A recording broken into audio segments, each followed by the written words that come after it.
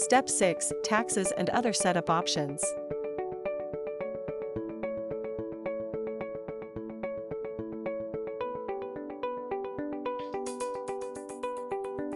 Label your tax amounts here. This will determine how they show on receipts.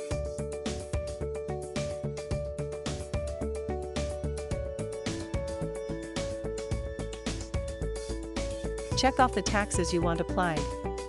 This is set separately for products and services.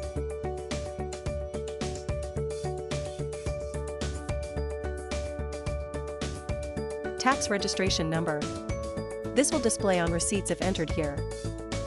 You can have the second tax calculate on the remaining balance after the first tax is applied.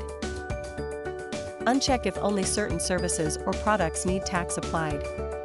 You will then have the option to check or uncheck taxes per service or product in their respective screens.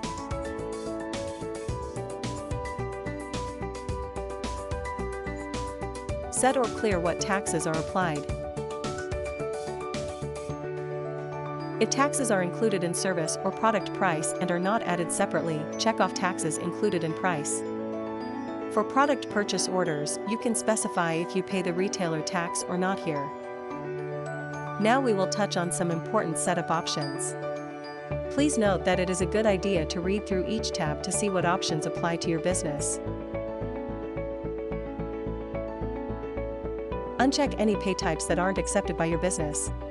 The pay types left checked will show when checking a client out. If you are located in an area where gift cards can expire, set the expiry here.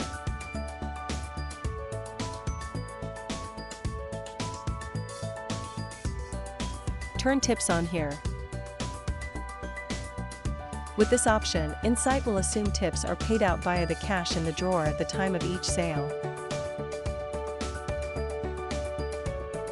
With this option, tips will be paid out in full on employees' paychecks each time payroll is run in the system.